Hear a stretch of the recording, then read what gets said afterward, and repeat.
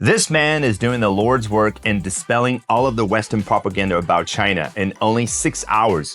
原来最硬核的文化输出呢，从来都不是刻意的安排。大家还记得听大张伟听到崩溃的那个甲亢歌吗？当拥有3700万粉丝的油管博主 iShowSpeed 空降中国的时候，他究竟做了什么样的节目效果，能让老外对咱们国家呢赞不绝口？今天这篇精彩的英文文章，走起。YouTube streaming star Darren iShowSpeed recently embarked on his highly anticipated live tour of China. YouTube 直播明星 Darren 最近终于开始了万众期待的中国直播之旅。As with his other expeditions around the globe, the streamer walked around, visited stores, interacted with the locals, and ate some traditional food. 正如他在其他各地的之旅们一样。这位直播明星呢，到处走一走，逛逛商店，和当地人互动，以及说吃了一些传统的食物。这个 streamer 和刚刚的 streaming 结合起来，很显然都来自于同一个词，叫 stream。做名词呢，指的就是小溪。那你可以把流媒体平台上所有那些信息，无论是视频还是音频的，全部想象成是一个数据流，那你就明白了为什么流媒体平台叫 streaming platforms， 为什么这个人叫 streaming star。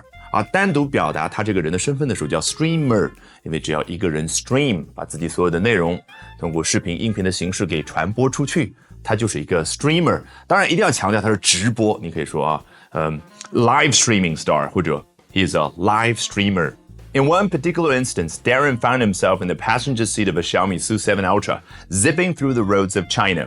在一个特定的案例当中，也就是你看到那个镜头当中 Darren 呢，他坐在小米速7 Ultra 的一个副驾驶座上面，对的 passenger seat 指的不是后面两个座，那个叫 back seats。那么驾驶员的这个座位叫 driver seat， 旁边这个副驾叫 passenger seat。为什么老外喜欢用这个 found himself in？ 明明是我们看到他坐在这个车里面，但是他喜欢说我自己发现自己坐在那儿，因为这有一种很惊讶、很惊喜的感觉，就是这辆车居然这么快。果然呢，后面描述到了 zipping through the roads of China。Zip 很显然就是表达了快。那为什么拉链也可以用 zip， 而快也可以用呢？你可以想象相似的一款衣服，如果是纽扣设计和拉链设计，你觉得哪个更快呢？当然是 zip 更快。During his stream the other day, he encountered a female fan who played a song that included what appeared to be the N-word to provoke him into giving a reaction. 在前天他做直播的时候，遇到了一个女性粉丝，现场就给他播放了一首歌，这首歌当中包含了 N 这个字母开头的一个词，这可是黑人朋友们最忌讳的那个词，你已经猜到了啊！这个女性粉丝是为了刺激他，要给我们现场一个反应。However, the song doesn't include any racial slurs. 但是作者要澄清一下，这首歌本身并不带有任何种族歧视的言论。这个 slur 为什么可以表达言论呢？原本做动词比如说一个交警拦下了某一个人，这个人说话我今天没喝多少。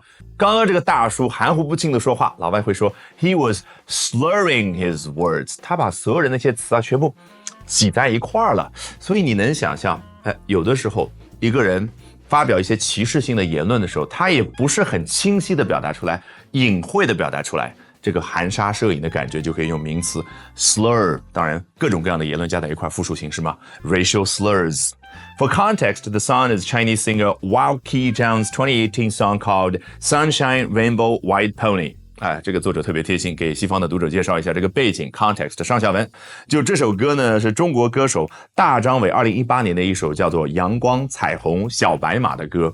我第一次知道大张伟的英文名字，还和他蛮契合的叫 Wao Qi。The streamer's first encounter with the song was the comical one. 说到甲亢哥和这首歌的第一次邂逅呢，这可是一个 comical one， 是一次充满喜剧色彩的邂逅。He was linked to the track during the 2022 stream, where Darren initially seemed to vibe with the lyrics. 在2022年的一个直播当中呢，他被连接到了这首歌。你看，因为原本播放歌呢是在唱片当中会有那个音轨，所以叫 track， 可以代表一首歌。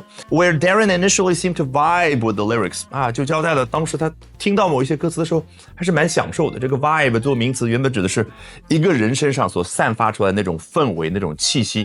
那么一般 vibe with somebody 指的就是你和他挺合得来的。那 vibe with a song 就是很欣赏、很享受一首歌嘛。However, 话锋一转 when the chorus played, he reacted with one of his classic over-the-top rage reactions. 当副歌奏响的时候，他呢，我们此时此刻上配乐。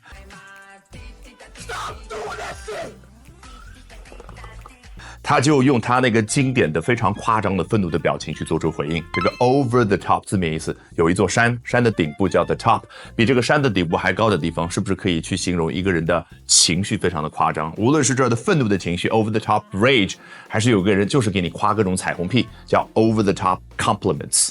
话说蒋汉哥中国之行再过几天就结束了，那么会不会他和大张伟约一下啊？我们一起期待一下这个喜剧联动的场面吧。Alrighty， 学英文方法一定比努力更重要。那说起方法，赶紧点视频下方的链接，约周老师明天上午7点钟的直播，咱们设个小闹钟，明天上午直播间不见不散。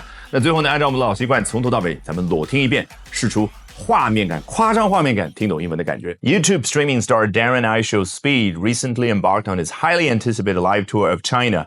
As with his other expeditions around the globe, the streamer walked around, visited stores, interacted with the locals, and ate some traditional food. In one particular instance, Darren found himself in the passenger seat of a Xiaomi SU7 Ultra, zipping through the roads of China. During a stream the other day, he encountered a female fan who played a song that included what appeared to be the N-word to provoke him into giving a reaction. However, the song doesn't include any racial slurs. For context, the song is Chinese singer Wao Qijiang's 2018 song called Sunshine Rainbow White Pony. The streamer's first encounter with the song was a comical one. He was linked to the track during the 2022 stream, where Darren initially seemed to vibe with the lyrics. However, when the chorus played, he reacted with one of his classic over-the-top rage reactions.